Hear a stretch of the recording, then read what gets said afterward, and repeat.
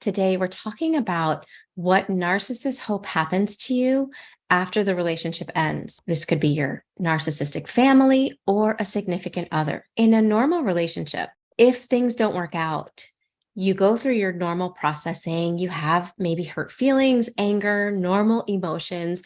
You process them, you go through a grieving period, and then you kind of hope the best for the other person, right? You hope they move on and you hope you move on as well. Or you might hope that maybe they wake up, maybe they feel bad, maybe they realize what they did or what they had, and it maybe creates a change in the other person. Those are two scenarios that are pretty common. Well, narcissistic people don't fall into either of those categories. They don't feel bad for what they did. They don't want to change unless it's to become better narcissists. And they certainly don't want what's best for you when the relationship ends. That being said, let's dive into this topic.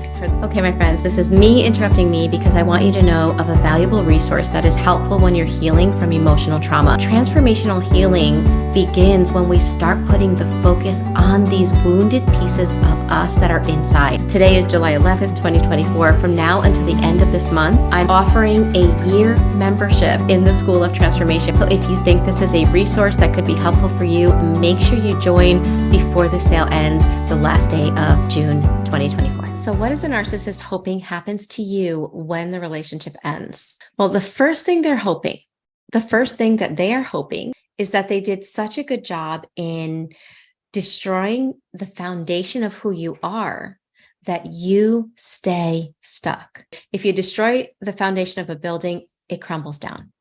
Narcissists destroy your foundation. They destroy your self-image. They destroy your belief system.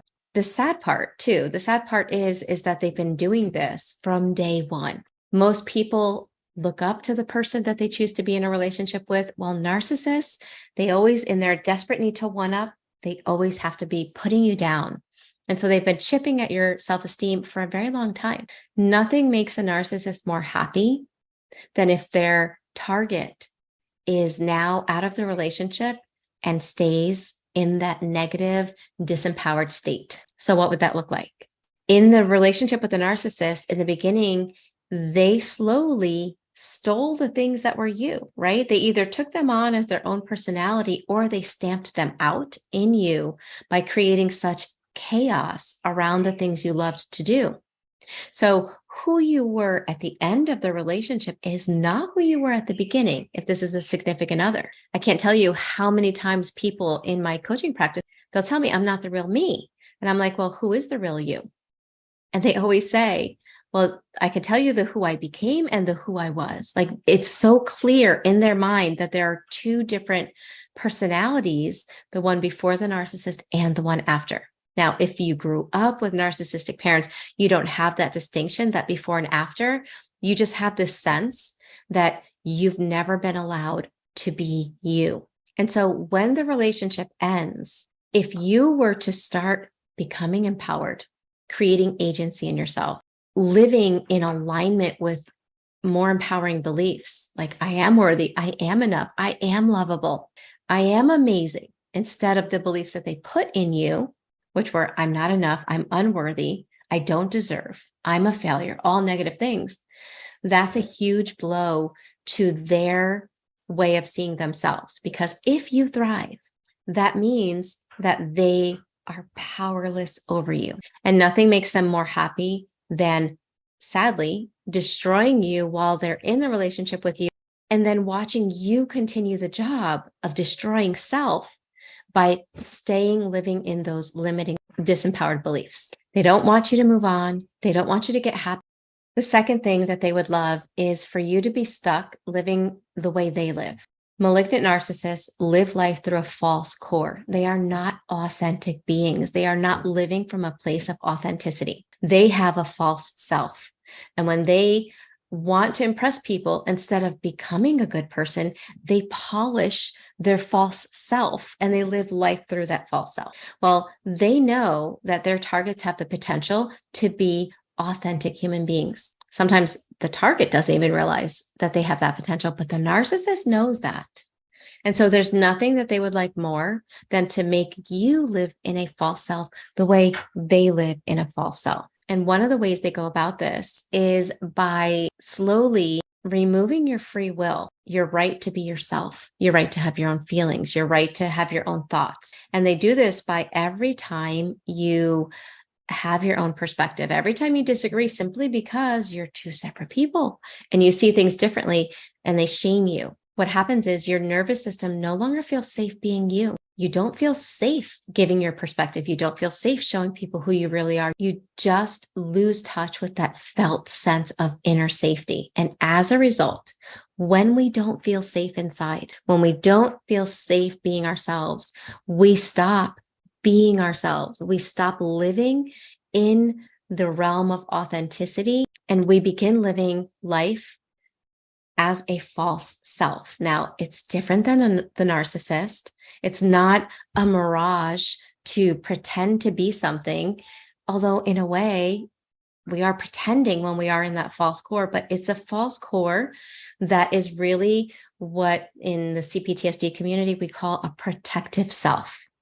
So rather than an authentic self, we are living in a protective self. The narcissist doesn't have an authentic self. They live in a false self. Our protective self is a false self. It's not who we really are. And the protective things that we do when we're stuck in our fight, flight, freeze, or fawn, we think are personality traits. No, they are trauma responses, but they tend to happen over a long period of time. And so we begin identifying with that as that is who we are. Oh, I'm a people pleaser. You may be acting like a people pleaser, but it's coming from a trauma response of not feeling safe being me.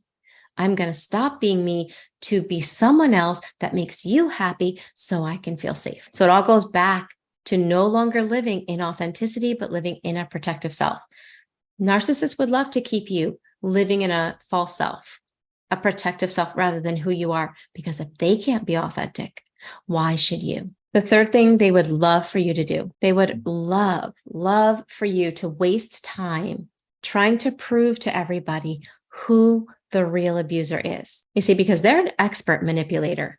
And so they have way longer than you realize it. They have been laying the foundation for people to believe that you are the problem and they're a victim of you. And so when you finally wake up and either they discard or you leave the toxic relationship, they've already had a long time setting the groundwork for people to view you as the problem.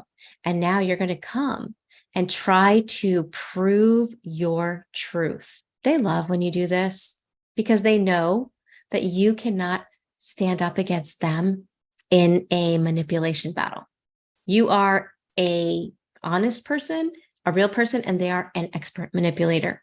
And so they twist and turn things. And so the reason they would love for you to do this after the relationship is because it continues to distract you from your life. Guess who you're focusing on? Whether it's positive or negative supply to the narcissist, it is still supply when you are focused on them, when your energy is being given out because of them or to them or for them. And so you're not focusing on you. You're focusing on trying to prove to people that don't believe you most of the time, because again, you were set up. And this keeps you from living your life, and it further invalidates you. It further gaslights you. It further confuses you and makes you feel isolated and alone. They would love for that to happen. So what are you supposed to do? Do you play into those three things? Hopefully not.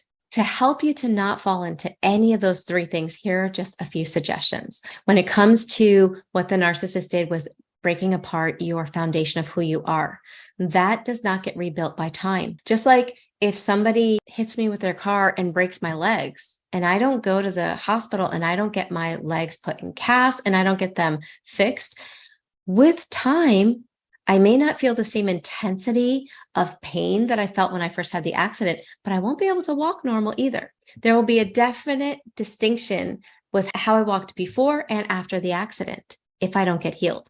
Well, it's the same thing with our life. We were, in a way, our soul, right? Our inner self, our authentic self, our self-image was all distorted because of the gaslighting and the manipulation. If you just remove the toxic person, which is helpful, right? To not have people in your life that are trying to destroy you. That's helpful. But if that's all you do and you just let time go on, you will always feel that distinction of who you were before the relationship and who you became after. Because just like with my legs, they need attention from a doctor to be healed. Our inner self needs attention. Time is not going to heal trauma wounds. The wounds that are in the nervous system that have affected the brain, that have affected the subconscious, they need help. They don't go away with time. So you need to be willing to do the inner work. When it comes to deconstructing a false self, that's the cptsd recovery work that's challenging because it's not just about learning. We can know what we should do, what we shouldn't do after narcissistic abuse, how we should see things, what the correct mindset is. We can have all that logic and yet feel unable to implement it, right? Let me know in the comment section if you've ever learned what you want to do and how you want to do it, and yet you go to do it and it's almost like your body won't let you. That's because when we are in a protective self, our own body now does the work for the narcissist in a way. Our own body keeps us from doing things that consciously we would love to do. But because they were met with such shame, insults, abandonment from people we expected to love us, our own body starts freaking out when we go to do things that we were formerly shamed and abandoned for. And so it freaks out in the sense that we start getting discomfort in the body.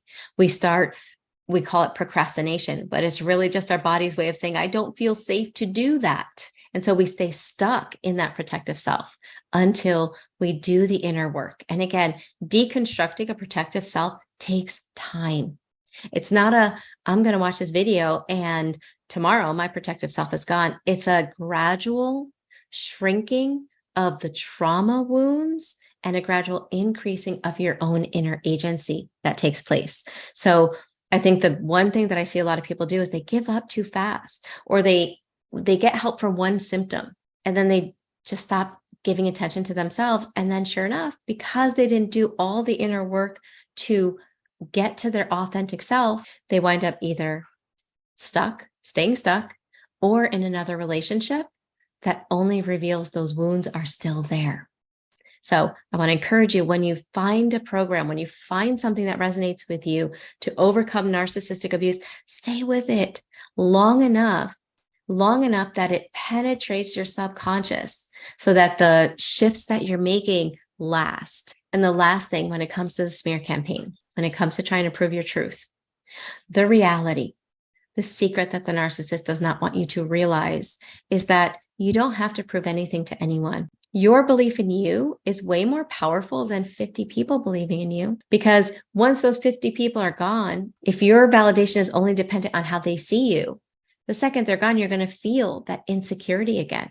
What are people thinking? Do people think this of me? Am I the abuser? What's going on? How are people seeing me? Once you learn what it's like to feel the strength of your own inner validation, it won't matter. If people believe you, it'll be wonderful. It'll be like the icing on the cake, right? It'll be bonus. If they don't believe you, it won't touch you because you believe you. So part of the recovery is learning how to trust yourself again. So that's kind of the rewiring parts that we have to do as well with our nervous system and with our belief system. So those are some things to help. In a nutshell, the narcissist wants one thing from you after the discard. They want you to stay stuck. By you getting you back, it's the most empowering thing you can do for yourself.